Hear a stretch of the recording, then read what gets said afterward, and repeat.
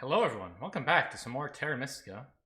My last game for season 37, oh it says right there, 37, of the Terra Mystica League has just finished.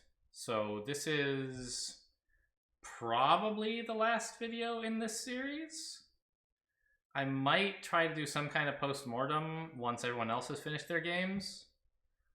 There are a couple games that are still running and they're close enough to the end that I'm almost certain what the results will be, but they're not quite finished yet, and I don't necessarily know how tiebreakers work. And also I thought it might be fun to look at like one of the games I wasn't in and just see what happened there from the perspective of one of the players who did well in the league. See if I can understand what they were trying to do. So maybe I'll do one more video where I watch one of those games in a similar fashion to watching my own. The other thing is that I'm not super happy with this format of game reviews. And I wonder if anyone out there has a suggestion for how I could structure these tournament videos in a way that's more good. Specifically, my problem is that I think a lot of the interest in Terra Mystica is not in the moves that were actually played, but in what was going on, like what plans I had, what I thought other players would do, because that makes a big difference, right? You don't just build this because it's like a way to move up 2 steps on the Earth track or whatever. You do it because you want to encourage the Darklings to do something, or you're worried they might do something. So you do something that looks suboptimal, but that protects against them doing that, or stops them from doing it, or whatever. And I can try to reconstruct this stuff as we go, but we're covering a month and a week of gameplay in the course of an hour, and the gameplay was a month ago. I don't remember it all, so I don't know. I could record a video every time I'm planning a move, but that sounds like it would really suck. So I don't know. If anyone has any better ideas, I would be happy to hear them. That's all I have to say. Anyway, so we're in this game. We ended up with the Nomads. This is the game where everyone chose before me because I'm player 4. So I had the most information going into it in a way. And with Mermaids, Chaos Magicians, and Darklings gone, I'm not totally sure what the best choice is. I think Nomads are fine, in particular because they're one of the factions that is generally happy to build a stronghold round 1. They don't have to, it's not required.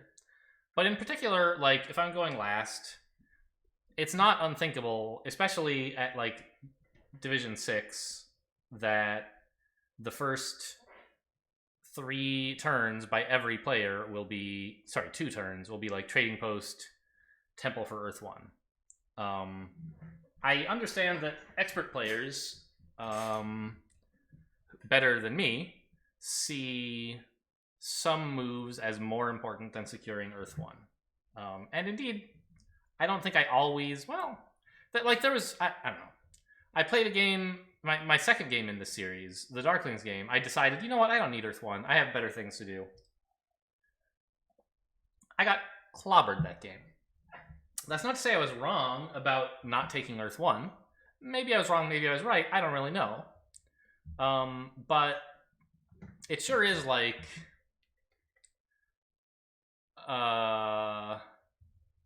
reinforcement for the idea that at least at my skill level and the skill level of my opponents, getting Earth 1 makes a big difference to how well you score. So if I were given the opportunity, would I go for Earth 1 on round 2 or on turn 2? I probably would. But also these players these races are all pretty happy to take Earth 1, right? Mermaids love spreading out. Chaos Magicians always temple, and they get 2 favor tiles, so they can take Earth 1 and an econ tile, which sounds pretty great. And Darklings definitely want to build a temple, and usually Earth 1 is probably a pretty reasonable choice. You might consider Fire 1 if you think you can get Earth 1 later, or you can make do with Water 1. Sorry, one of the things, I got some feedback from a viewer, who doesn't really play Terra Mystica, but is interested in like what's going on, which is that, like, you know, when you say Fire 1 and whatever, it would be cool if you could at least like say what they are. And so I don't want to like do that this whole dang video long, because that's kind of slow, but I'll try to remember like to interject occasionally when it matters. And also right now, while we're not even looking at anything interesting on the board, I can just show you this. Right, Earth 1 is very popular. When you build a temple, a dwelling, you get 2 points. And usually this will give you 20-something points over the course of a game. Give it, you know, maybe in a bad game you would only get 18 or something, or if you take it a little late. But if you usually end up building at least 10 structures, and every one of those structures you had to start with a dwelling, so it gets you like 20-something points over the course of most games. Water 1 gives you points for trading posts, and Fire 1 is an income tile. These are kind of like the 3, I think, most popular favor tiles, in that they're, you know, in most games, like these 2 get emptied eventually. All 3 of them are taken.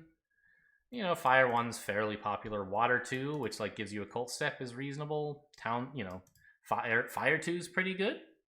Earth 2 is an interesting substitute sometimes. But anyway, like, Earth 1 is just very hotly contested, that's all.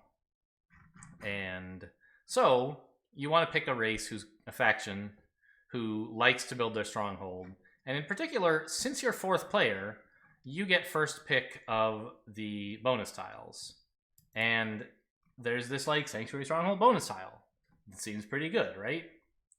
To combine with the Sanctuary Stronghold scoring, as a faction who likes to build their stronghold anyway, you're getting like an 8-point boost at the beginning of the game, plus 2 workers, which is like, that's...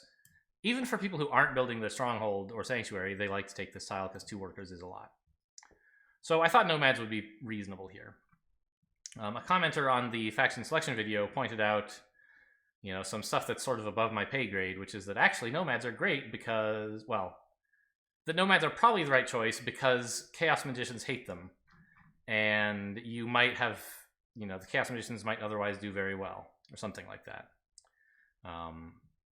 The Chaos Magicians are the most starved for space of all factions because they only start with 1 tile. And the Nomads start with 3, so they have the most control over space, kind of. And they're color neighbors. So this really, you know, the Chaos Magicians really need yellow tiles, and having someone who's just snarfing them all up is not great. And indeed, we forced them off of the main continent and over to here, where they're like okay to be, but they're not thrilled. So anyway, this is just sort of rehashing what happened in the faction selection video. The Mermaids took the shipping bonus. Darklings took a spade. And Chaos Magicians took a priest, which seems fine. You can cash it on a cult. Especially, yeah, like, because if the Chaos Magicians get the 3 spot on Fire, and they take Fire 1 as their econ favor, then they'll be getting 4 cult steps, and they'll be at 6, even just in round 1, which is, you know, 3 workers is pretty great. So I think that's why they want the priest.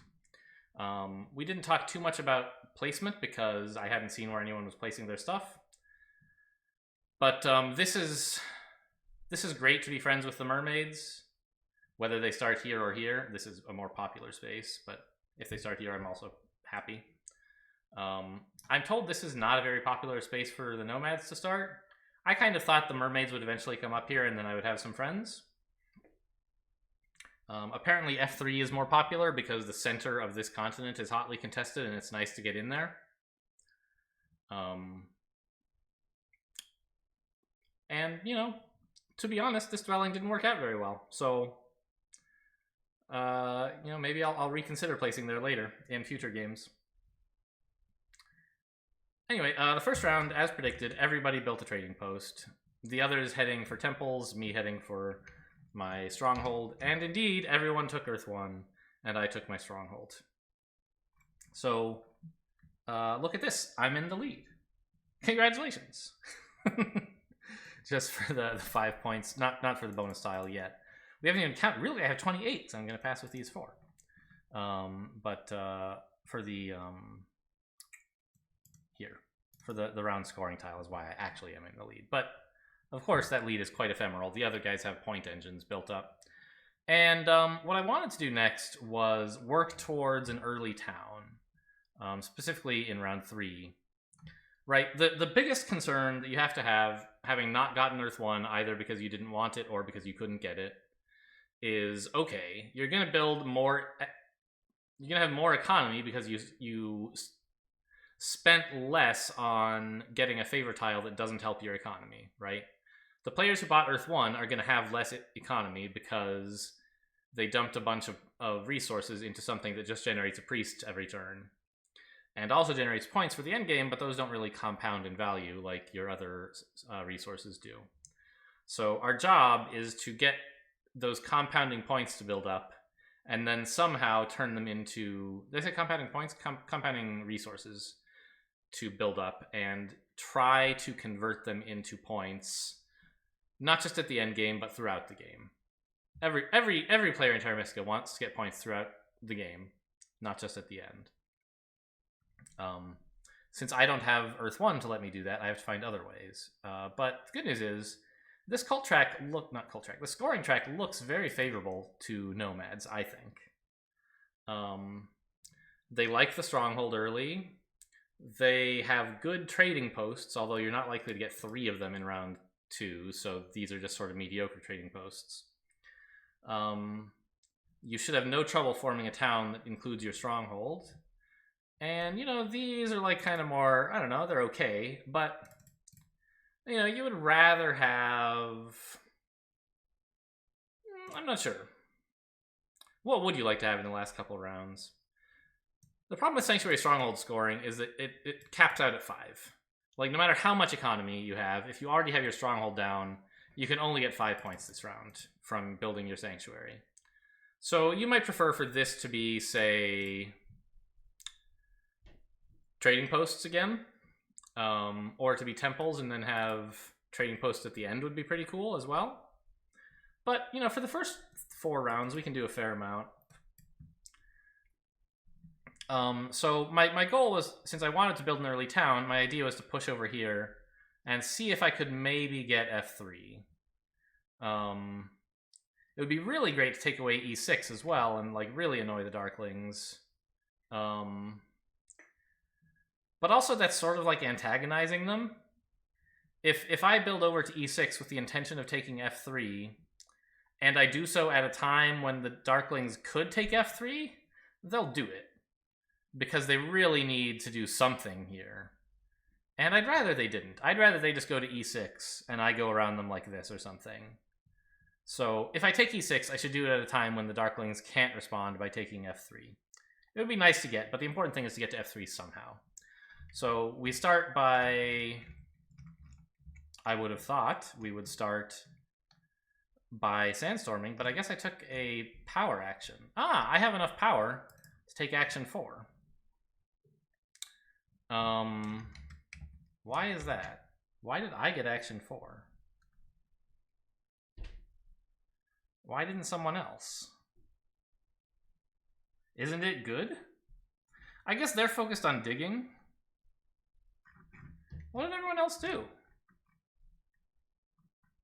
The Mermaids took action 6, which makes sense. They got the 2 spades. The Darklings wanted workers. Okay, that makes sense. Because they'd like to build more than just their temple if possible. Action 3 is very good for the Darklings in round 1. And the Chaos Magicians sent a priest to fire. I see. They are a little concerned at this point, I bet, that the Darklings, who have a turn coming... No? Who have a turn coming up after Action 3, might send their priest to fire, taking the 3 spot and holding the Chaos Magicians to 5 workers. So I bet that's why the Chaos Magicians did this, rather than taking the coins. Because I bet they would love to take the coins as well. No, actually, you know what? They want the dig. They want C5. So, alright. The reason I got action 4 is because everyone else had higher priorities. But I kind of have what I need, except for digs, and I can make my own digs. So I got action 4. Nice. We're going to be building a lot of expensive stuff. Well, we just built a stronghold, right? We're going to be building trading posts. So we need money for that. Now I terraformed here. The Darklings already took e6, so that was not going to happen. There was some reason I terraformed here but didn't build.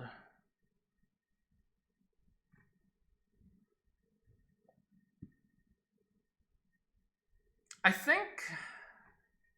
I mean, one reason I can see to do this is to try to pass slowly so no one else gets this sweet bonus tile. Because the Darklings really ought to be building their Sanctuary next round. And they would love to have that tile to do it.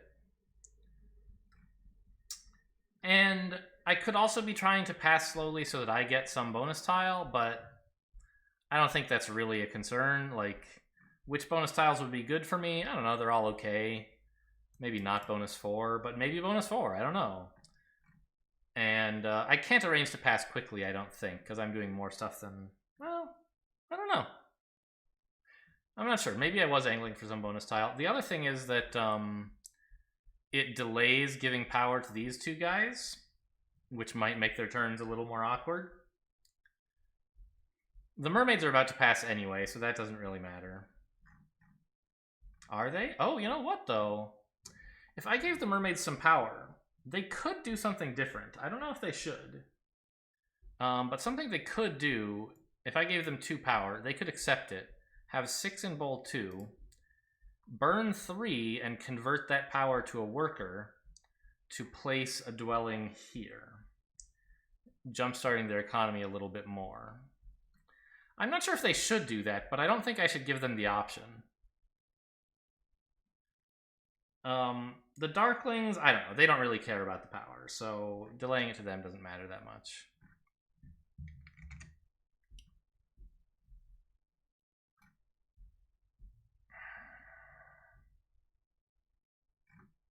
Wait, what did the Mermaids do? It skipped over their turn. Yeah, they passed. Okay. And they took the coin bonus. Seems reasonable. Chaos Magician's advanced ship already. Oh, they got the priest power action instead of the spade. So that they could advance ship. Ah, I see. That's interesting, because then they get d6 instead of c5, I guess? And advancing ship is generally good for red. And it's not like c5 is in danger, but maybe I might dig d6 sometime soon after upgrading shipping, so they might see this as a higher priority. And as a better, like, stepping stone to stuff like a12. Okay. Sure. And then everybody passed, right? That's what happened? Yeah. And I don't know if it was really a benefit to me, but the Darklings passed and took the cult step bonus, and I was able to swoop in and take the spade, which, as nomads, how good are spades? They're okay. You have Sandstorm, but since we have a big economy, we're trying to build in a lot of places. And some of them are going to be places where you want to use spades. And furthermore, we get coins, and furthermore, the Chaos Magicians can't have bonus 1 if I take it. So I think that, like, this slow dig, or slow build after a dig, it got me bonus 1, and I think that's an improvement. Because, like, another tile I would love to have is d4, sort of. Which I could dig cheaply. Although, again, that's... I don't know how the Darklings are even getting a town. I guess they're taking f3, right? They're going to have a little bit of trouble finding a priest for it.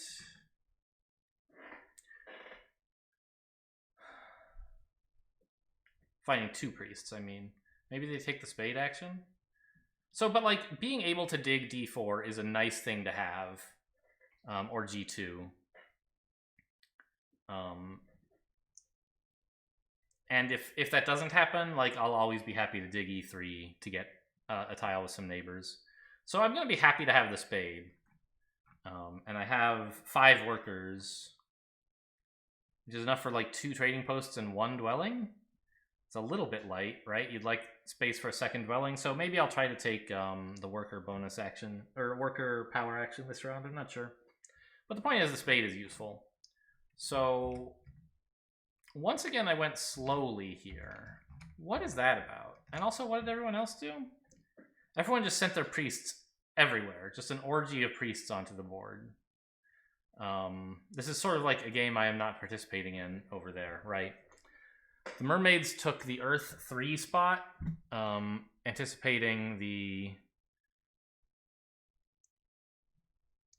town. I guess, okay, yeah. There is no 3 spot on air anymore. Oh, there was. They could have taken 3 air, because they were before the Darklings. But they don't want to invest another step, right? They want to take Earth, because they already have one of those from the favor tile, to get up to 4. Even if it means the dig will come later, it's a dig they can actually get. The Darklings are happy to send one to Priest because they have the Cult Step bonus tile, so they can go from 3 to 4 and get the dig now. This all makes sense. And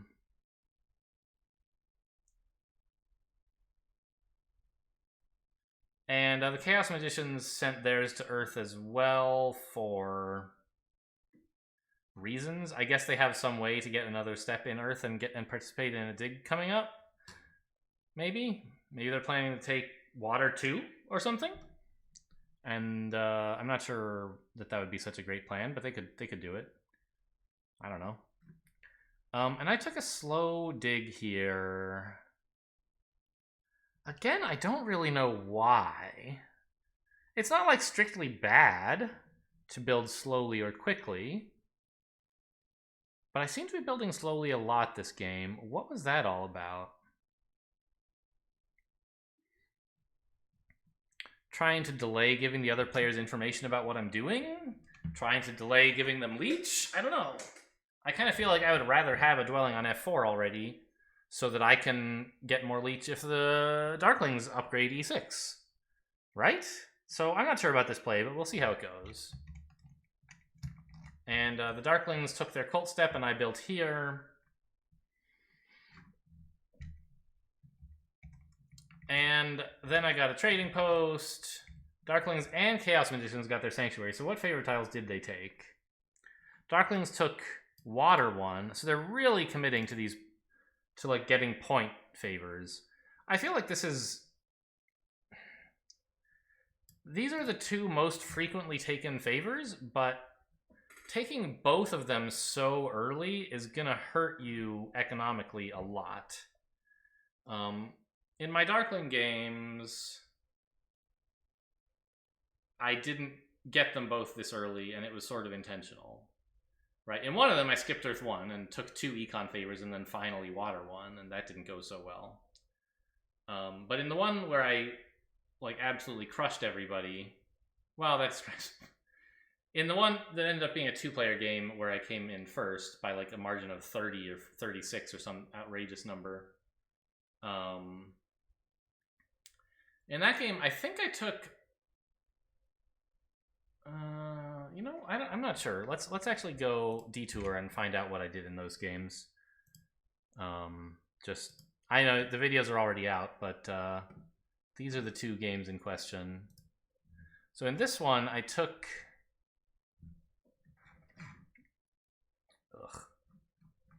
In round 1, I'm sure I took Earth 1, right? Or did I? Yeah. Earth 1. And then in round 2... Oh, right. This was the game, I think, where... Yes, I put off building my Sanctuary till round 3 because it sort of fit in well with the scoring, and I could use my spades here and build dwellings. And so by round 3... I wasn't feeling so bad about taking a favor tile. Yeah, so I did take Earth 1 and then Water 1, the scoring favor tiles, but I didn't do it until round 3 when I had sort of established a bit better of a presence, right? I have this when I built my Water 1 favor. And this guy, yeah, I mean, I had 5 dwellings and he or she has 3. So, you know, of course, if you delay, you always have more. You know, why not delay until round 6? Because that sucks. You need the points at some point. But it really makes it hard to build stuff, is all I'm saying. And in this game, I think I got away with building Fire 1 first, and then took Earth 1 because of... Yeah, that was my plan, because I expected the Giants not to build their temple in round 1. And indeed, they didn't build anything in round 1 because they dropped out of the dang game. And that gave me a lot of freedom to like just do that with complete confidence. In round 2, like that was literally all I did, I think. You'll see here I already had Fire 1, and then I grabbed Earth 1. And I didn't really miss out on anything, because I hadn't built any dwellings yet. Questionable decision, maybe I should have played differently, but whatever. Okay, anyway, here we are, back to this game. And the Chaos Magicians, I'm still not really sure what their plan was with sending... Oh, they took Earth 2, I see. In addition to they took another economic favor tile, Earth 2. Yeah, that makes much more sense than Water 2. They took an Earth favor tile that gives you income to get the Earth dig bonus from this round.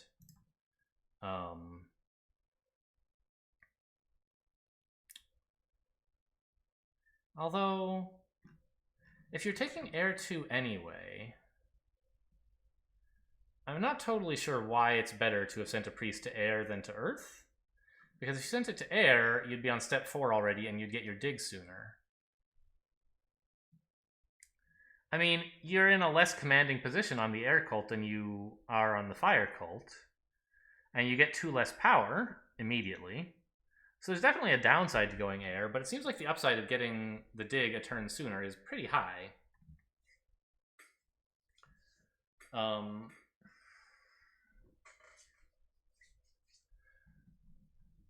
So, yeah. Now, at this point, I dug E3, again, delaying just to, like, see what everybody else does, and trying not to give back everyone's favorite bonus tile. So, right, I dig but don't build. And I guess the other point is, right, that oh, spoilers. I wasn't planning to build this turn, right? I wanted another trading post. And I want it over here, because over here, 1 more dwelling already completes the town. But I think this was a mistake. If I had been, like, looking more carefully at what's going on, I would not have built another trading post this turn. I would give up the 3 points to get 2 more dwellings. Which I can afford to do, right? I can take F3 and E3. If I really wanted to be a jerk, I could even take E3 and take F3 and D4 and completely hem the Darklings in, forcing them to bridge to C2 if they want to turn this into a town, and then triple dig C2. They can do it, but they're not going to be happy. Are the Darklings looking like my biggest competitor right now? No, not really. The Mermaids look pretty scary, and maybe the Chaos Magicians.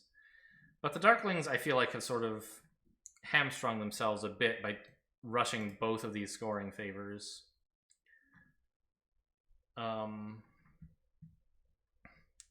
So I'm not so concerned about cutting them off at D4, but I should be concerned about getting cut off at F3. I took this action, like I built another trading post, because obviously, like, it's a trading post scoring round, and Nomads have good trading posts after the second, so I should try to get the second down so I can start building good ones. Recall, by the way, what is good about their trading posts is instead of getting 2 coins and 2 power for the 3rd and 4th trading post, which is what everyone else gets, you still get 1 power, but the number of coins you get is increased. And a coin is very, very often worth more than 1 power. Because often you gain 2 power and then spend them both to give you a coin. So, like, a coin is worth not twice as much as power, because power is more flexible, but that's an approximation that often works. And so, like, your last trading post is insane, right? Instead of, like, 2 coins plus 2 power, which is about 3 coins, you get 1 more coin and 1 more power. It's just gross. So I was hoping to get some of those trading posts out to fuel building powerful stuff.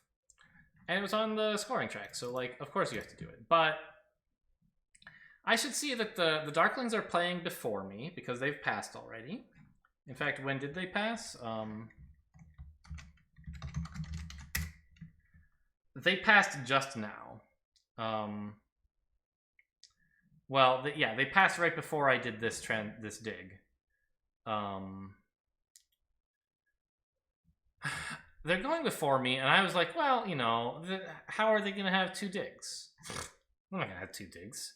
But they are. They're at step 4 on the air cult. I don't even remember if I thought about this, but I should have. They're at step 4 on the air cult, and they're getting 2 priests. So even if they weren't at step 4, they would have 2 priests. So I really should have recognized that, like, the Darklings are feeling under a lot of pressure from me. They can see that I want F3, and that I will take it very quickly. And so they're going to be almost forced to build F3 right away. And that will inconvenience me quite a bit. So I think it would have been better to sacrifice the 3 points to get these tiles. And it also, like, increases my economy a bit. Right, the income for 2 dwellings is 2 workers. And the income for a trading post is... That's actually the wrong way to measure it. Because, well, okay. Let's measure it that way first. The income for a trading post is 2 coins and a power. So, okay, definitely... there are situations where you would prefer 2 coins and a power. In particular, if you're just going to convert both workers to coins anyway. But usually you're not. And so in that case, the workers are pretty valuable. They're worth more than coins, and the extra power is like, you know, sure. But it's actually, you have to compare 3 dwellings to a trading post. Because the second trading post you build, this one, was a dwelling. So when I make this a trading post, I have 2 dwellings and 2 trading posts. If instead I built 2 dwellings, I'd have 5 dwellings and 1 trading post. So my income would definitely be better if I built E3. Oh, it's not even 2 coins, it's 1 coin. Oh my god. Right. So, no, it's 2. It's 2 coins. What am I talking about? I was getting confused about the Nomads special trading posts. So, you know, it can be said that building a trading post doesn't really increase your economy, it just diversifies it. And I have a chance here to increase my economy instead. And I'm not super overcommitted in workers yet. And there's like a pretty reasonable bonus tile, 2 reasonable bonus tiles that could give me some coins to work with. So I think this was a mistake, and the Darklings did punish me for it by, in the round dig stage, they spent their spade here. Where did the Mermaids spend theirs? Oh, they don't get one. Yeah, sure. They spent their dig here, and then they took their first turn building here. And I was like, okay, well, you know, I kind of deserve that one. And I grabbed D4.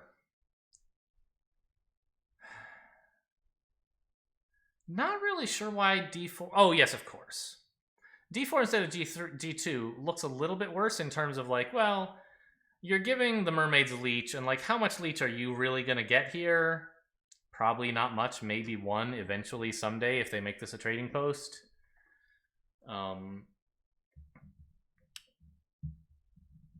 So, from that point of view, G2 is better. But I was kind of thinking ahead to connecting up my network. And I had the idea of, you know, ideally, wouldn't it be nice to only need 1 shipping to connect up your network? If I could sandstorm my way over to C2, then this could be a bridge, metaphorically, because we're not building an actual bridge, between these 2 towns. So, you know, you could maybe connect up the other way if you went down here. Actually, that would, right. If you went down here and either got 3 shipping or built here, But since you can't sandstorm with shipping, you have to actually have a building adjacent to it. This one's easier to get to. So I went up this way. And the town I took was probably coins, I think, because I just don't have all that many. Yeah. I felt bad about it. I was like, this whole game, I'm going to have a large economy, and I should be taking, where possible, choices that kind of sacrifice some economy for some points. To keep up with the guys who made that decision early by taking Earth 1.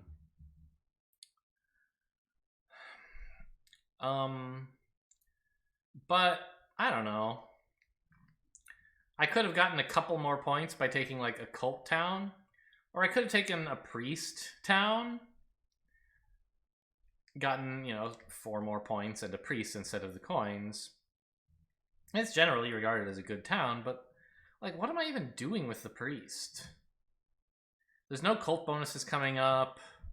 I don't want to upgrade my digging or my shipping right now. I don't really want a priest, and I really do want coins, because I want to just keep... Yes. My thinking, my justification anyway, was that I want to start getting those good trading posts down. And if I didn't have 6 more coins here, I'd only have 5. And this round I have a lot to do, right? I want to build here. I want to sandstorm something. No, I already sandstormed D4, right? Yeah. I want to build here. I want to build 2 trading posts. That's like 8. And, maybe I could do something else. And if I had only 5, that's pretty tough to do. So taking the coins seems fine. Actually, I only have 4 workers. I guess I'll take the worker power action if I can. Maybe now? I didn't do it. I just built. It seems like playing with fire. Do I not want the workers? I think I do.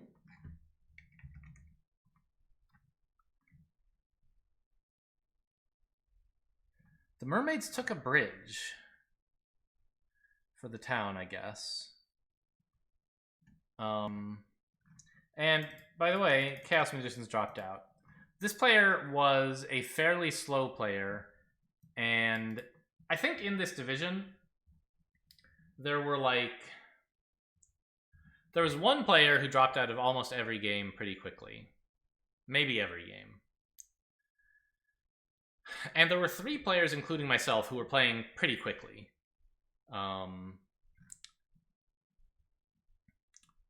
And then there were like 3 other players who were on the slower side, and this guy was the slowest of them. So I he made it to the end of 2 of his games, I think.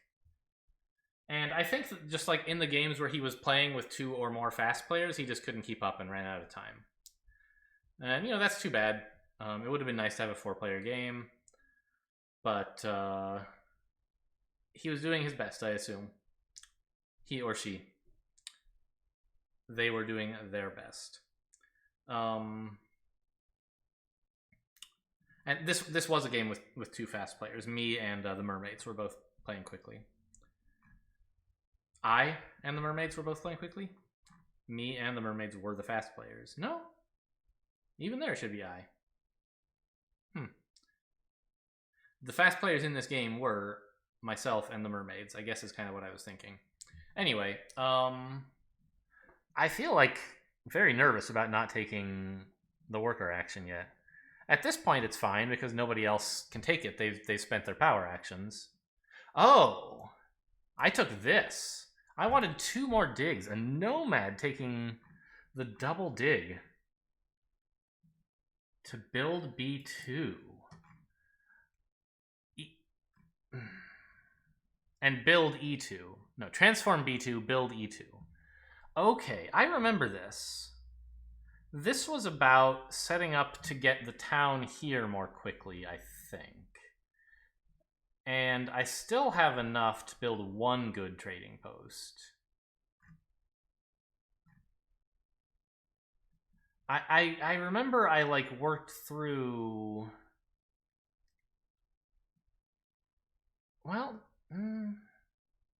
not sure. What did I do next? Okay, I did build the trading post. I think I was thinking about whether on E2 I could afford to not build yet and delay it for the thinking about, like, here's a way to trade in economy for points, right? I could choose not to build this round and build next round instead, getting 2 points for it, but sacrificing a worker, right? Here's a way for me to turn a worker into 2 points with no other considerations. I decided not to do it because the extra worker was crucial in being able to get this town next round, while also letting me do the stuff I want to next round, like build, maybe I get some more builds out of it, I don't remember exactly. But there was some reason I really needed this dwelling.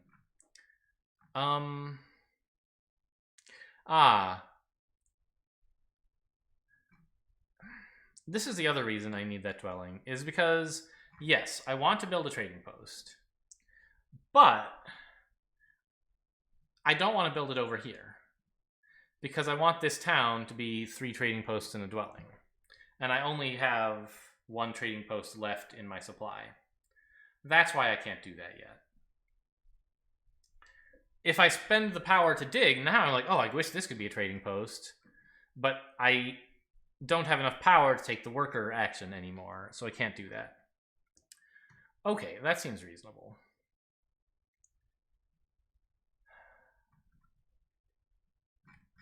And here's another case where I could have gone more slowly, right? Here, I dug and built, and also dug. And I'm not sure why I went fast this time. I was probably trying to time out my past to catch a bonus tile that I liked from someone else before it got picked up. But I'm not sure what that would be. This one? I like power, and maybe it'll be time to get some shipping? Maybe? Ugh. Let's see what happens. So we go into round 4. Nobody else, by the way, could manage to finish a town in the town scoring round. So the economy has paid off in some sense, right? We got 5 extra points here. We got 6 extra points here that nobody else could manage to get. Oh, was it 6 or was it actually 9? Did I actually build 3 trading posts that round? I think I did. Yeah, because I finished the town, then I built 2 more. Nope. Finishing the town was this dwelling. I already had the trading post. That's right. Yeah. So what's going on with this yellow tile here? How did that get there? Oh. Yes, once again, the Darklings, they managed to get themselves up to the Earth spot for a dig, and they're going ahead of me so they can safely turn this yellow and take it from me with their 2 priests. Kind of a nuisance, but I got my town already. I don't mind the extra leech.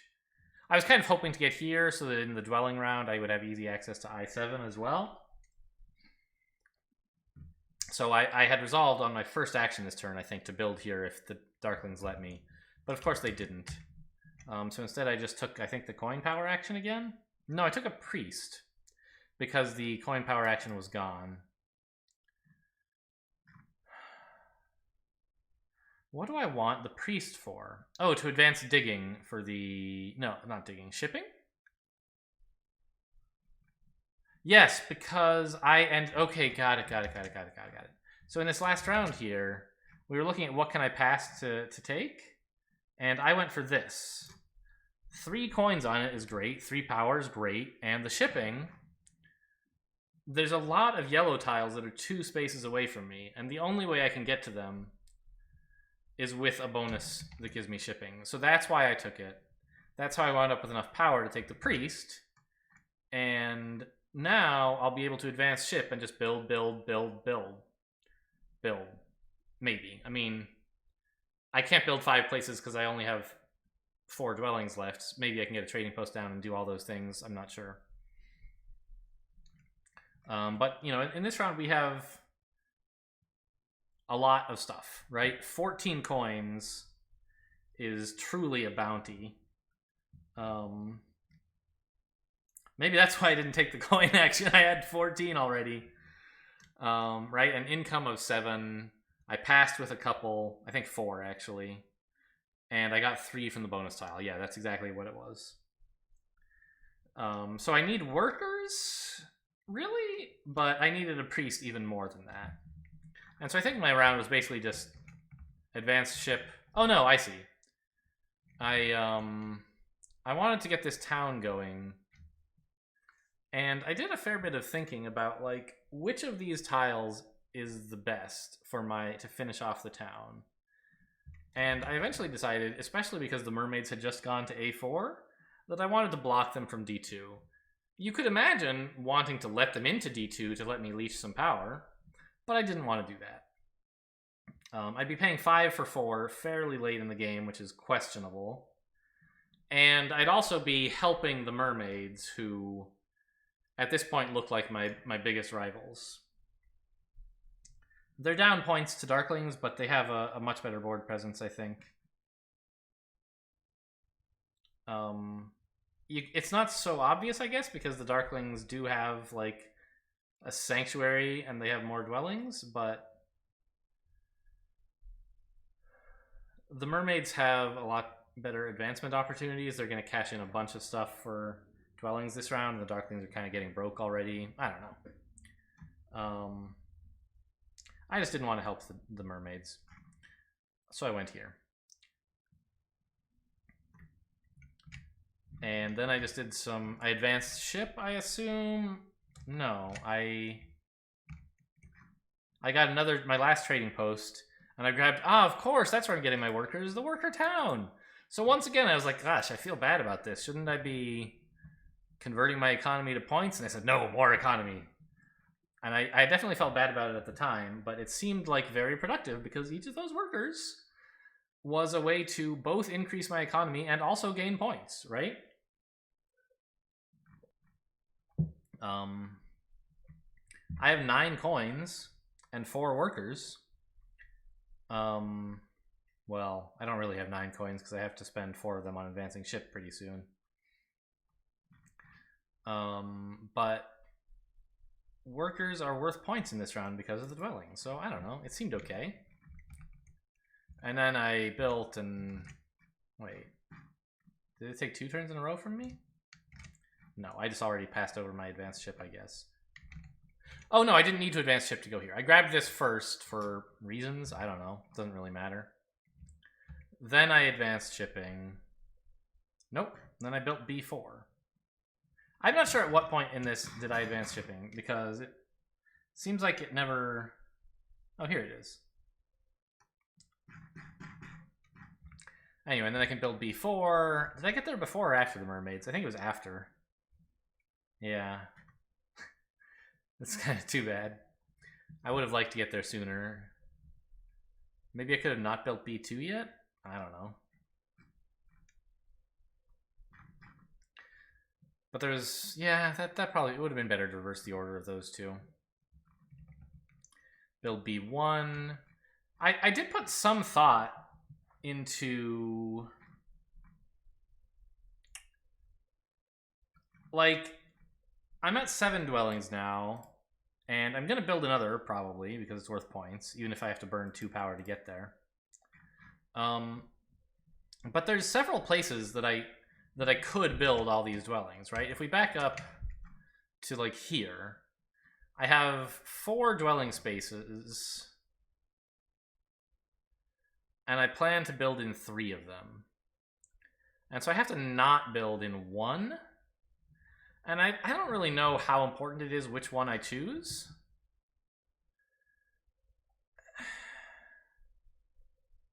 I eventually, like... I don't know. I chose not to build here because I didn't want to give the Darklings an easy trading post to finish their town with. But I don't think they really mind. They're happy to just dig and finish it with a dwelling, so... So So I feel bad because I was like giving the Mermaids leech with all these dwellings. I feel like they kind of outplayed me in this round at least. And I should have somehow timed things better, maybe? Question mark. But I did have to burn to do that, right? Yeah, burn 2. So we're down to 5 total power, but that's fine. I'm not taking the double dig anytime soon. And I also kind of am sad about this. Full-on dwellings. And it's not like I could have built a trading post to free one up. But soon we might build more trading posts, and that dwelling will become useful again. In particular, let's talk about the plan for the last 2 rounds.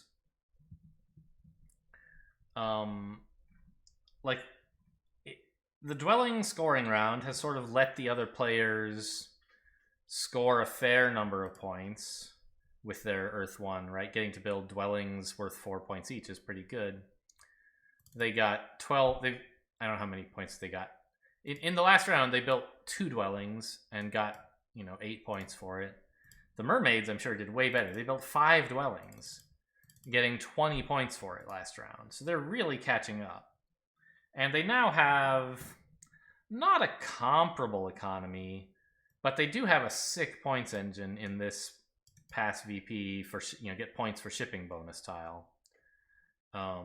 So they're threatening to get another 15 points from this, and every dwelling they build is worth stuff. So where am I getting points from? I also feel like at some point in here, it would have been nice for me to get Water 1 to start scoring trading posts. But that would have meant having not only building fewer trading posts, but also turning a trading post into a temple. And I don't know. I don't think it's worth doing if you could have a 4-coin trading post out there to instead sacrifice both the 4-point trading post by not building it and the 3-coin trading post by turning it into a temple, and also not have as many dwellings in your supply because you didn't build another trading post. So you couldn't build as many dwellings in the dwelling round. So I don't know. I feel like this game, a problem that I had was I went way too long without any scoring favors. But I also can't see when I could have worked one in without a compromise that was too big. I worked instead mostly on the round track and building an economy big enough to score the network at the end. And while I haven't moved at all on the cults, I can see what everyone else has done and now decide which 1 or 2 cults I want to focus my energy on. Because in the last round, I can really turn a fair amount of money into points by building expensive buildings, sanctuaries and temples, and grabbing favor tiles that will move me up on the cults. That was my plan, right? Was to, this round, build a temple, then a sanctuary to score, and next round to build all 3 dwellings to score some more and take scoring cult favors. And, work in other stuff around that, whatever seems appropriate, but that's the general idea. And you can see we have plenty of resources to do it, right? Look at this. It's disgusting. I mean, it's because I got the coin bonus tile.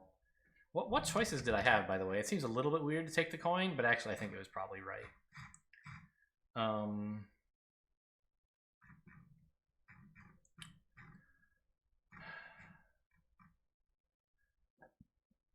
So the Mermaids, I think, passed before me? Did they?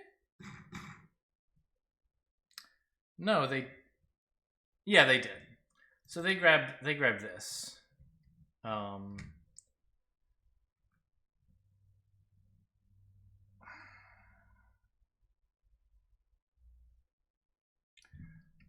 So the bonus tiles that I had available when I passed were the spade or a priest and a coin, or 7 coins, or victory points for shipping.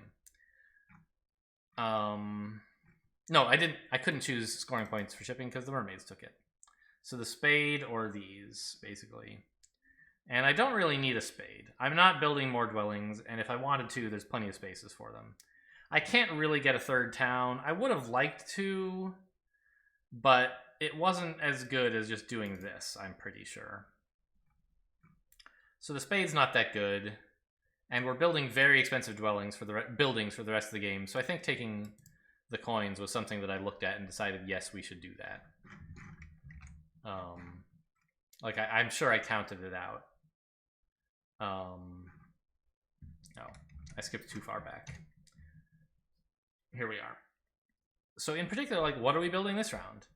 A temple, that's 5 coins. A sanctuary, that's what? 6 more? 8 more? 6. So that's 11 already.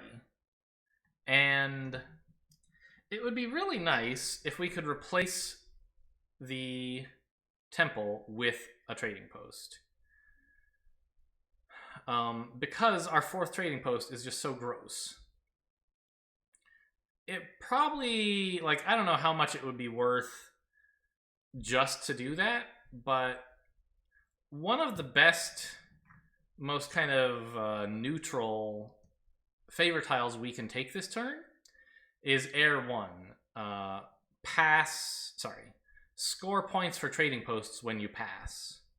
Like, we're not building a lot more trading posts. We can't take the dwellings, so the only directly scoring one left is here.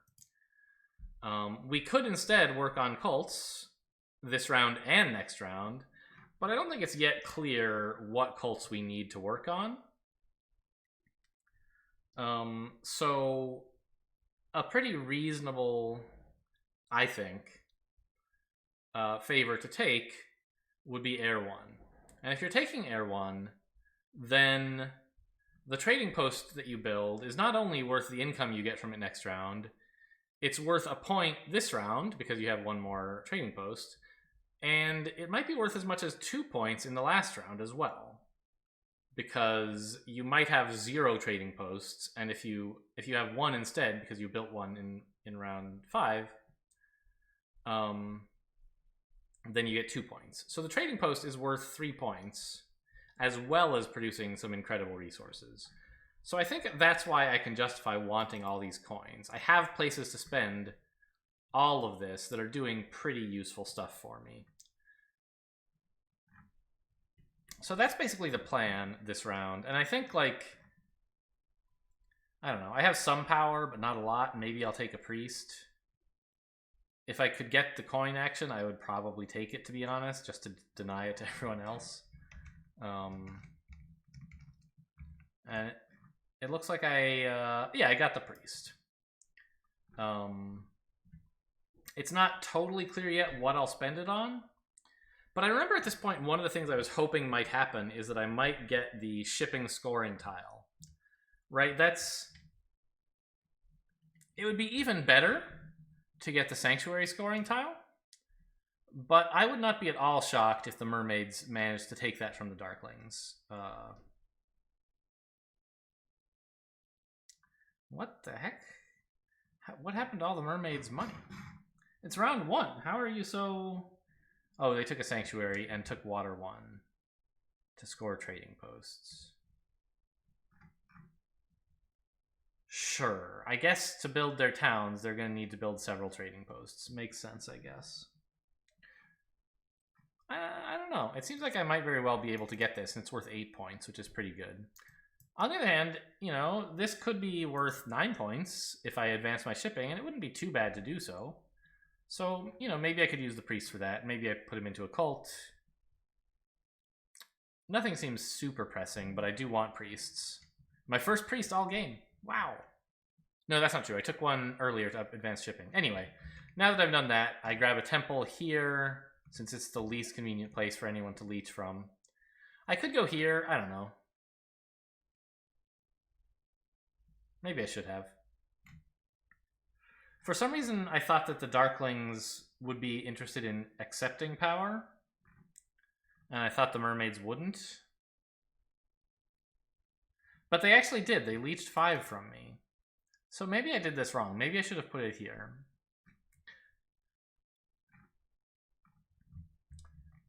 And the mermaids finished their town with a dwelling here, taking probably some cult thing. Town 1. No, they took the last coin town. Okay. I got my sanctuary, and the 2 favors that I took were water 2, so you get it's like 2 water steps and 2 steps in cults of your choice, basically, because we're gonna have 2 more turns before the game's over. So given that we want cultish favor tiles, water 2 in this round is kind of the best one you can get, if you care at all about water anyway. Which I sort of do. Water seems like one I could conceivably win. And if nothing else, it gets me ahead of the Chaos Magicians. And air 1 for the reasons we talked about, to score the trading posts. And at this point, I'm like, I just build a trading post, and I think I'm about out of the round, right? Not much left to do. And in fact, not much left to do. I have to spend my water cult. And everyone's still sort of hanging on to their bonus tiles. And I was really hoping that the Darklings would pass and let me have this. But in fact, they haven't yet. By the way, I found out you can put comments in your planning. I found out if you copy the comments, like the command including the comments, into the public, this is the move you make, it actually shows the other players your comment. Unlike your planning, which of course they can't see, they get to see your comment. And so I was like, oh yeah, skip this action if it gets you bonus 10. And I was like, I guess Nomads must want bonus 10, huh? So that seems stupid. I'll try to remember not to do it, but I don't think it should be a thing that I have to worry about. Who puts comments in there and wants other players to read them? That's my question. Anyway, so my idea was I would just terraform here to go more slowly and get a scoring bonus. The mermaids could actually deny me. They could convert some power to coins and build a dwelling, except that they don't have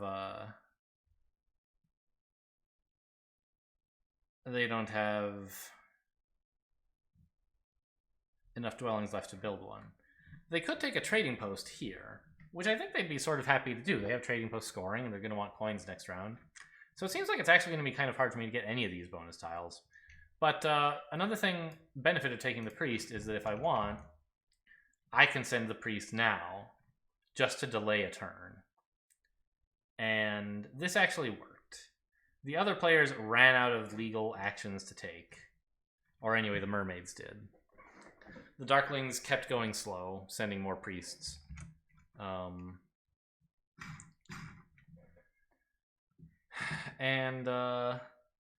the Darklings managed to keep this favor tile away from both of us, and we would both love it. It's worth 8 points and 2 workers.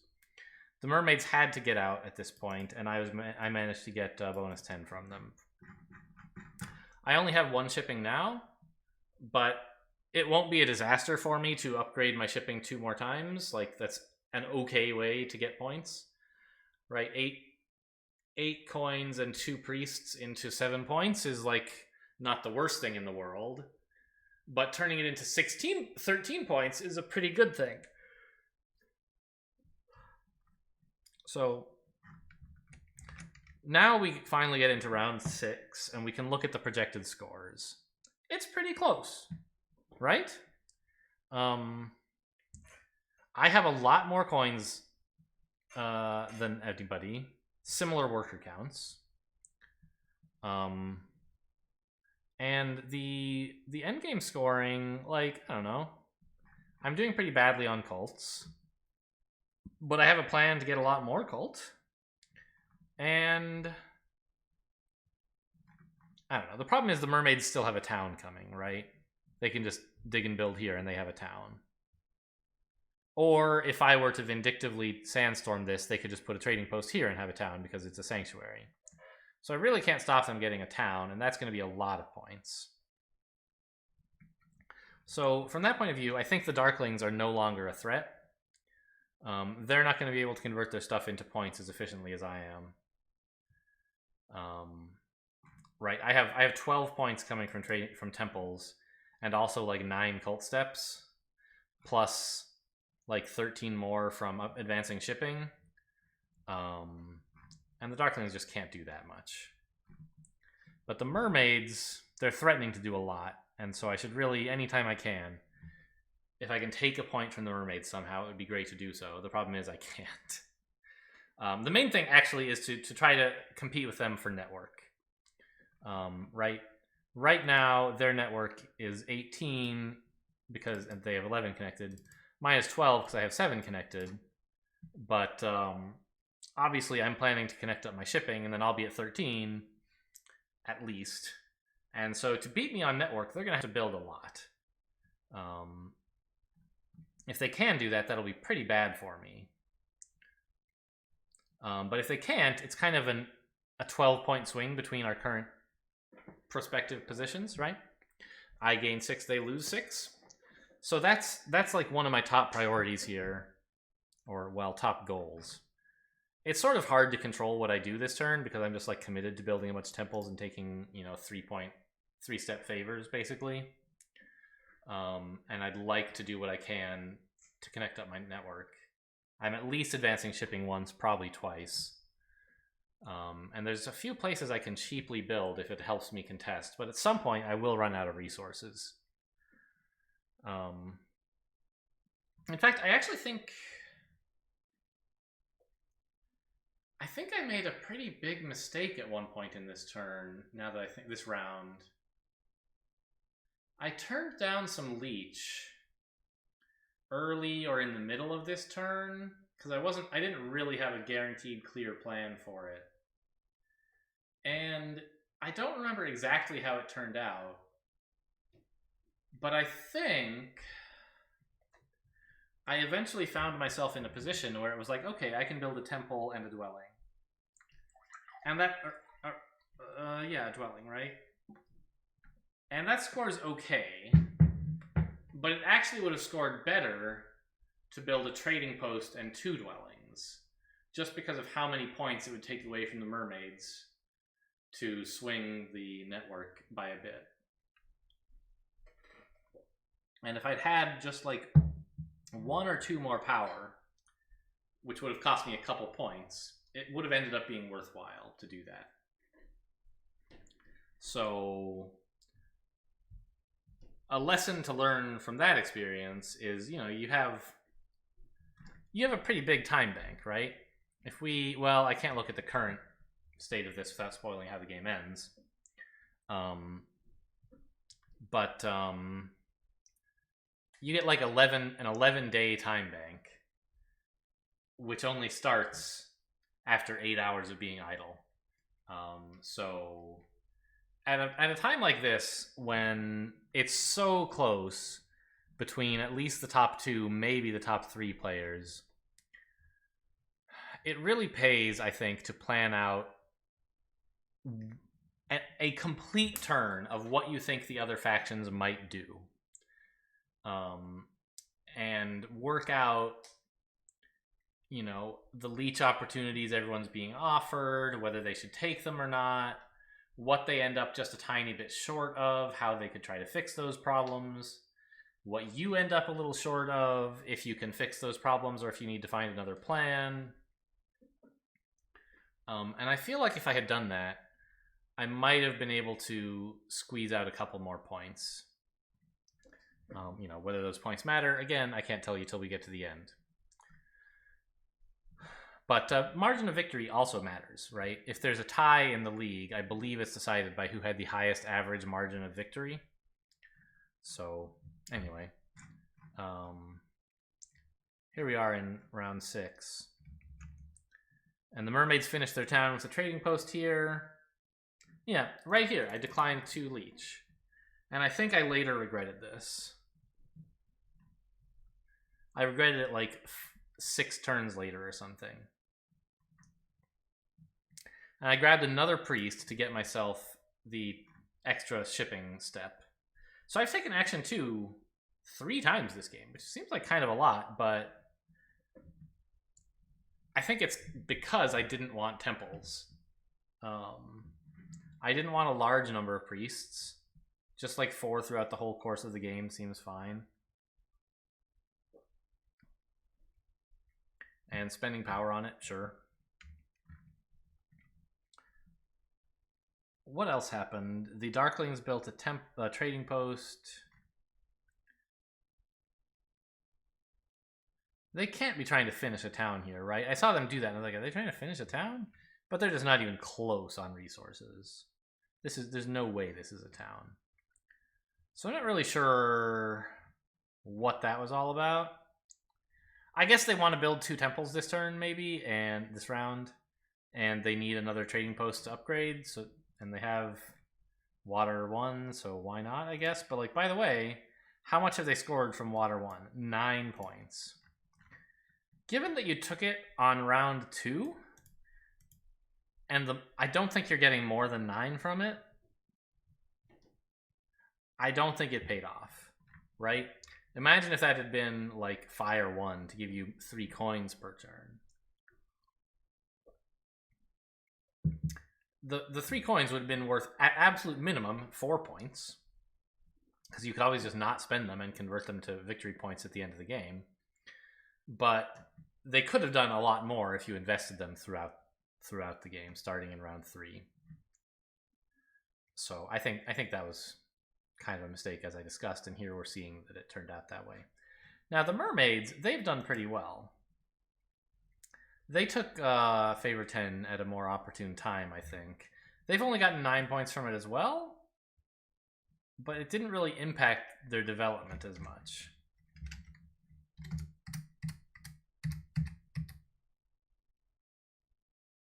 Well, maybe I'm wrong. They took it at the same time.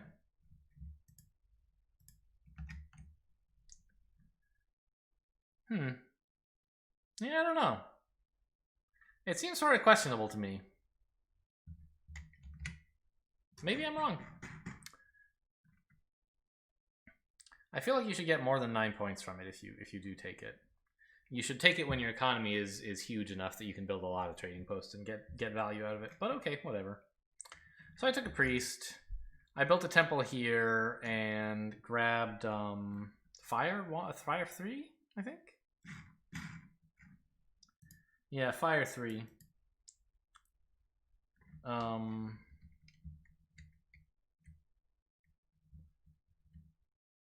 The idea is, like, I'm at 1 on fire. If I can go up to 3, it's not impossible for the other players to catch me, but it's difficult. And I can guarantee, in the worst case, that I pass the Chaos Magicians and get some points for that, because they're not going to move. And first place in a cult step is in a cult is pretty good. It's, you know, the first 2 steps, like if you go from 4th to 3rd, you get 2 points. If you go from 3rd to 2nd, you get 2 points. If you go from 2nd to 1st, you get 4 points. So being able to pass someone who's in 1st and won't move is kind of more valuable than attacking something else.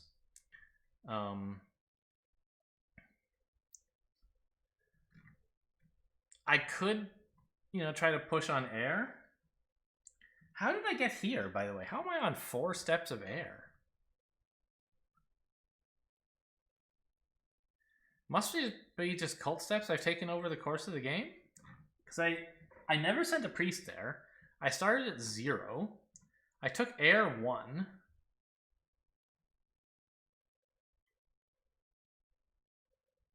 I didn't take any cult towns.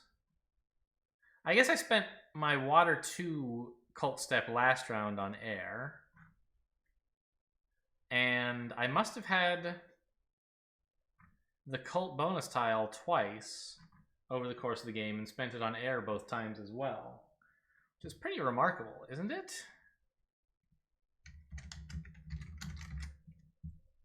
Yeah, in round 2 I took air. In round 4 I took... No, the Darklings took water. How did I get I got air here.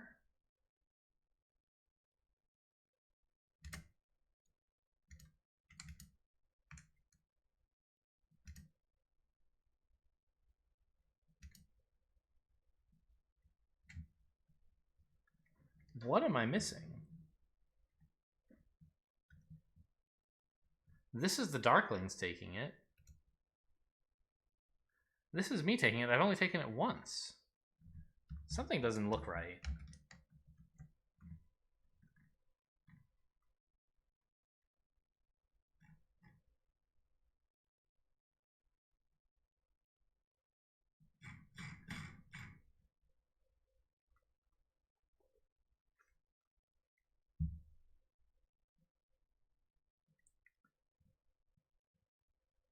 How did I get here?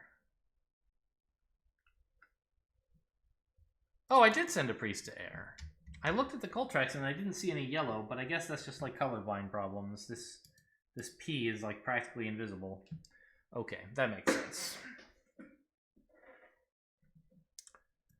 So I can compete on air, and by taking fire 3, I'm suddenly competing on fire as well, right? Against the Chaos Magicians can't fight back, so it's nice to pass them, but the Mermaids can, but not as well as I can, because I'm filthy rich. Likewise, I might be able to sneak by the Darklings. So that was sort of the idea. I took fire 3 first, because that was a cult I know I want to attack. And if the Mermaids can get fire 3, they're basically unassailable, was my thinking. Whereas if I get fire 3, that kind of puts off the Mermaids from even thinking about coming after me. They have 1 priest which they can spend here, but they know I can take another fire favor tile, or I can send a priest to fire. So they're kind of discouraged, but not prevented from coming after me. And here, I just advanced my shipping. So what I wanted to do this round was, after taking fire 3, which is a favor tile that I know that I want, and I need to prevent someone else taking it. After that, I really wanted to take things slow. Watch what cults the other players commit to, and try to take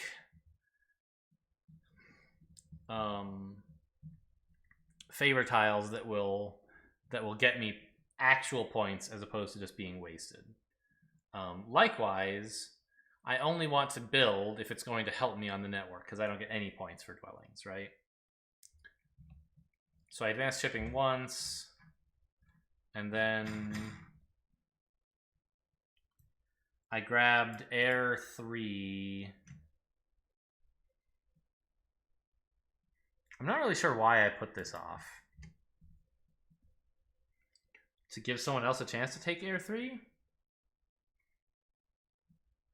Oh, it's sort of interesting to note that the Darklings now have,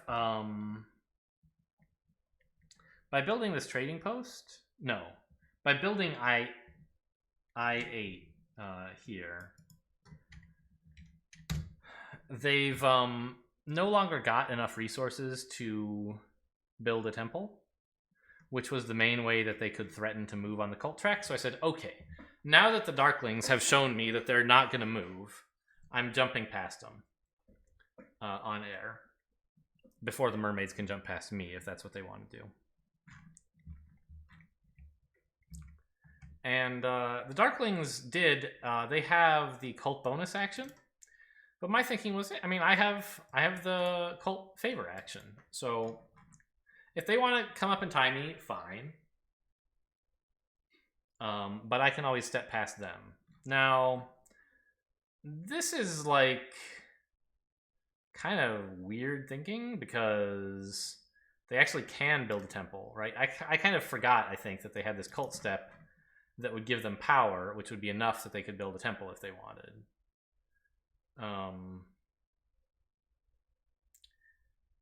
They don't seem to be building temples this round, which strikes me as a mistake.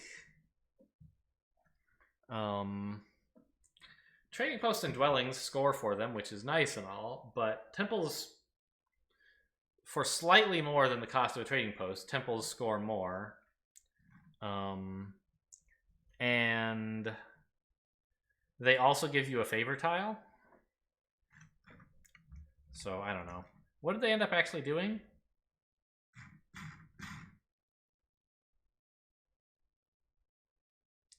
They just built another trading post. I don't know. It's a mystery. Once they had enough that they could have built a temple, they just, like, floated the 2 resources. So that seems like a very poor decision to me. The 2 resources aren't even doing anything. So if you turn them into a temple instead, you get 1 more point and a favor tile for free, which seems pretty good.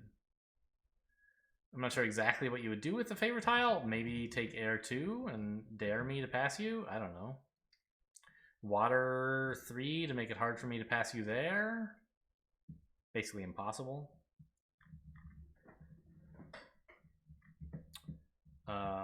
Earth 3 is still available, I think? No, the Mermaids took it to pass the Chaos Magicians and lock in that cult. Okay. Anyway, seems like a mistake from them. I did my Sandstorm here, trying still to delay to see like what the Mermaids are up to before I commit to whether I build a dwelling. At this point, like, they have 13, the Darklings have 13, and I have 13. But for me, it's pretty easy to build 1 more. I have the resources to build another, like to build 2 more, but I can't. I don't have enough dwellings, so I think this is the point in the game where I started to be like, oh, I really wish that instead of building a temple, I could build a trading post and 2 dwellings. I don't know. The trading post is not worth any points because Air 1 advancing from 2 trading posts to 3 doesn't help. But it does give me another dwelling. So the question is like the combined cost of a trading post and a dwelling lets me take 3 points away from the Mermaids and give it to myself.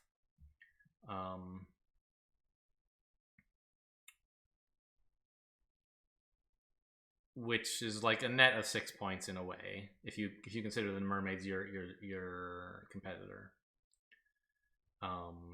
You know, that's 5 coins and 3 workers. Of course, I'd happily turn that into 6 points. But is it better than turning it into 4 points and taking a favor tile? No, probably not. I should be able to get 2 points out of my favor tile. And it's cheaper to build the temple that anyway, so maybe there's some universe where I could do both, but I don't know. Maybe I'm okay with having rejected that leech at the beginning of the round. Anyway, and the Mermaids did indeed build here, unsurprisingly. So I'm still, like, not committing to whether I do anything. I just spend my favor on passing the Darklings again. And finally, the Mermaids commit to something. They send their priest to fire. I had been planning through the turns, and I mean, sending their priest to fire is definitely a mistake. It looks okay because it catches them up to me. Remember, I'm still at the 4 spot. But that's obviously a short-lived victory. I can gain. Let's step back and look at what things looked like from the Mermaids' perspective, right? They can go up to fire, and they sort of nominally take 1 point away from me because they caught up. But what am I doing next? I'm building a temple, and I'm taking a favor tile. And right now, I'm ambivalent between Water 3 and Fire 2. Water 3 gives me 2 points, which I take from the Darklings. But I don't really care about the Darklings losing it, so it's kind of just like gaining 2 points. Did I say 3? It's 2. Anyway, I could also take Fire 2, which gets me tied with the Chaos Magicians, which also gives me 2 points. So from my point of view, there's no real difference between these two. But if the mermaids move here, suddenly there is a difference, and I'm obviously doing this. And so it's really gaining them nothing to send a priest here. It looks like it might gain, one taking it from me. And it feels bad to just spend it on air, where you just like gain a point by breaking a tie with Chaos Magicians. It'd be better to gain a point and take one away from me. But they didn't do that. And so I think with my last action, no, I took Fire 2, and then I have a Dwelling to build. And the final scores are extremely close. But in the end, I could not quite pass the Mermaids. I lost by 1 point, and the Darklings were in there for sure. But I don't know. The kind of killing themselves with these two favors early was a big problem. And we can look at where all my points came from. And I think it's kind of just like, if you don't have Earth 1, you kind of get more of everything. Right? We were able to score in every round by doing pretty reasonable things. We ended up getting 32, 38, 43 points from the scoring track, which I think is pretty great. If we look at the Mermaids, they did pretty well. They got 10, 19, 22 from the scoring track. But we had 43? So that's 21 points just from the scoring track that we beat them by, which does a pretty good job of making up for the 24 that you missed here. Now, you can't say that all of that was due to not taking Earth 1, but a lot of it probably was. So this game is a lesson in hey, Earth 1's not the end of the world. I didn't win, but I got to do some pretty cool stuff. And I'm not really sure what I could have done to get more points. I'm sure there was stuff like cutting off the Darklings would have been cool, but they ended up not being the biggest threat. The biggest thing that I look at and say, gosh, something kind of went wrong here, is I have, this, and I have these dwellings out here. As a player without Earth 1, it kind of sucks to play those dwellings. It's okay to do it during the dwelling scoring round, and they contribute to network, so I don't regret building them. But I feel like if I could have gotten my digs better, I could have maybe made a third town up here. Right? It's only 2 digs to move 2 of these dwellings. And then, if instead of a temple I take a trading post on one of these, I actually get a town, which I can use to probably still build the temple, but also get a bunch of cool stuff. So I was just a little bit short on digs. This C1 doesn't count because I took that at the end of the game, right? It wasn't available when I was building these dwellings.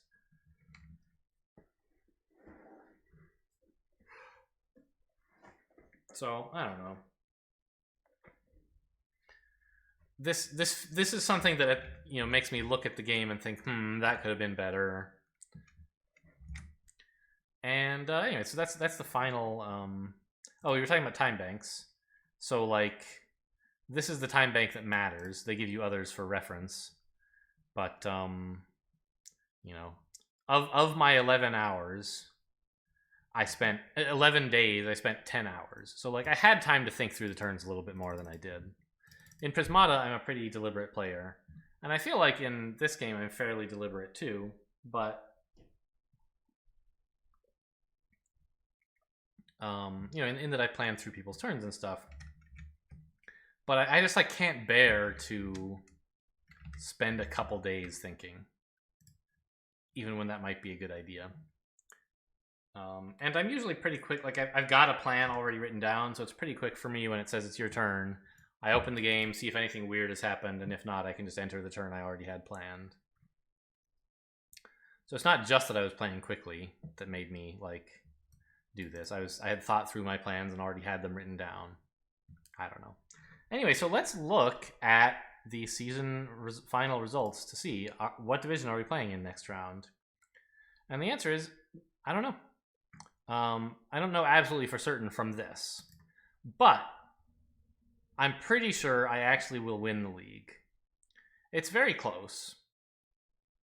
The Big Chris, there are 2 games left. In one of them, the Big Chris looks like the favorite to win. Oh, no, he's like winning a million. He or she is winning like 1,000,000%. That's right. Let's look at that game. Here, like, it's the last round. Swarmlings are almost completely out of things to do, and they're down by 30 points. So the Big Chris is definitely winning this. And engineers are probably coming second. I don't know. Maybe the Swarmlings can come up with a way to make second, but it doesn't really matter. Neither of them is in contention. So the big exciting game is this one, the one featuring Basisio, who, remember, is Sam in the games. The cultist player who absolutely stomped us in the other game we came second. So Sam is playing as the engineers in this game, and I'm fairly certain that there's just no way to catch up to the Darklings. It's gonna be close. Like, the Darklings are about to pass, so this is their final score. And the engineers can build 1 more dwelling, which they have Earth 1, and furthermore, it can help them with network. Because right now they're tied with the Darklings for network. So they'll be gaining kind of like 6 points by taking 3 away. And they're also going to gain a point for building the dwelling, right? They gain 2 but lose 1 for resources. So they should be catching up by 7, which leaves them still behind by 6.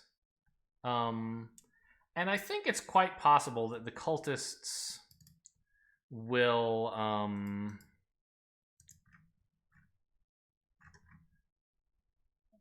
pass the Darklings maybe somehow, or pass. No, how could they? There's no way they could get points taken away from the Darklings, right? They could maybe take points away from the engineers in these cults. But the Darklings can't do any worse on cults than they're doing right now, so I don't think the cultists will take anything away from them. And they can't compete on network. The cultists can't compete on network. The Chaos Magicians can't compete on network. The cultists still have a lot of resources, and I'm not really sure what they're doing with them, but... Oh no, they advanced... Since the last time I looked, they advanced ship. Okay, so now you know what they're doing with them. And they're at 124. But the engineers should make it up to 130. And I don't see how the cultists could possibly compete with that.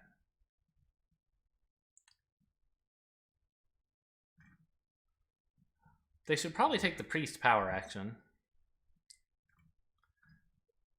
I don't know, maybe they're thinking of upgrading to a trading post somewhere and getting points, but like they can't even do that because they don't have any cheap trading post locations.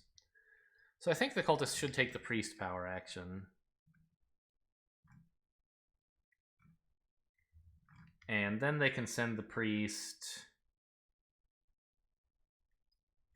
nowhere.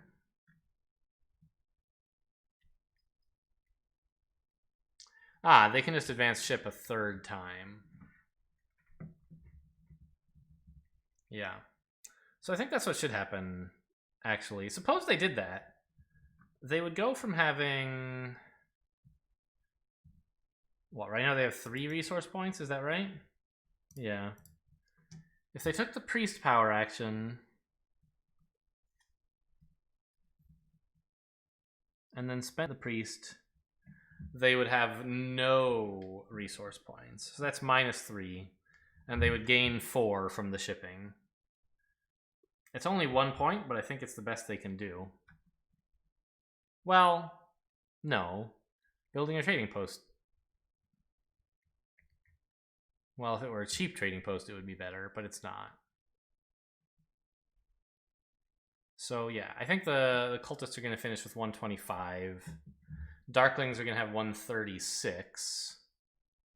Chaos Magicians can they can gain some power with their cult actions, enough to let them build a dwelling here for another point or so. They'll be at 124, which actually is going to be last. Is that for real?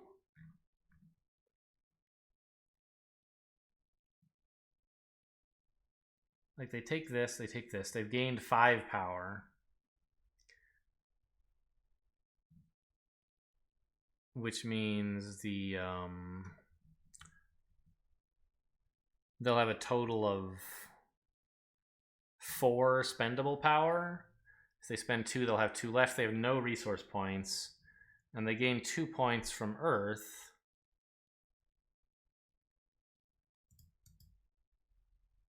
Right now they're getting nothing from resources, so doing all this conversion is free. And it gives them 2 points. So they'll be at 125. Tied with last for the cultists, maybe, is what it looks like to me. And I don't see how the cultists can compete with them on the cults. The Darklings and the Engineers aren't moving on the cults.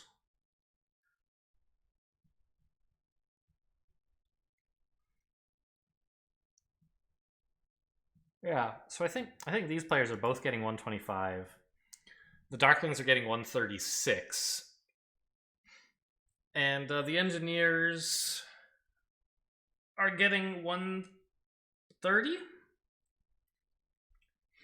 So I believe that means Sam, my competitor for first place, is going to lose this game by 6.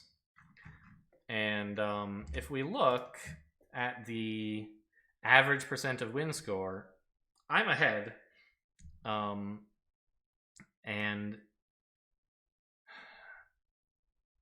I think losing by 6 will increase this percentage, but it won't increase it by enough. Right, I was ahead even before I lost that game by 1, and it just improved mine. His is like, his or hers is going to get better, but not as much better as mine got, and mine was already better. So whatever the delta is, you could math it out, but I'm not going to. So I think we're going to come through with the win here, and expect to be an underdog in League Division 5 next season, because this season was very, very close. There were a lot of chances to not come first. In the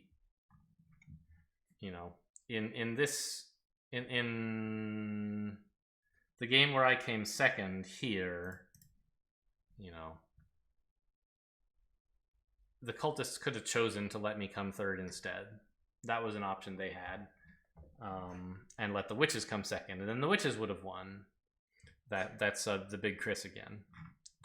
And I think there were other decision points like this when the overalls are so close. If you're ahead by a lot in a game, you can afford to sacrifice some points if it changes who wins, who comes second. Anyway, if you have one rival you're particularly afraid of, you can try to do something like that. On the other hand, like, either the Engineers or the cultists could have let me come second in that game. The Engineers chose not to, and the cultists chose to, so I don't know. Anyway, this has been, I think, the longest video of the season for sure. Oh my god, over an hour and a half. I hope we got into enough detail there, and that you guys found that worthwhile and interesting. And I hope you're looking forward to season 38, which I will be doing videos for. Again, remember, if you made it this far, you must be like one of the players who is most committed to this series, and I would appreciate some suggestions about any ways I could improve the format for next season, because I'm still not totally in love with like having to reconstruct stuff and guess at what I was thinking. I'm used to, for like live games like Prismata or Tametsi or whatever, explaining what I'm thinking as I'm doing it, which I think is more interesting, but I couldn't figure out a good way to do that for this. So anyway, thanks again for watching, and I'll see you next time.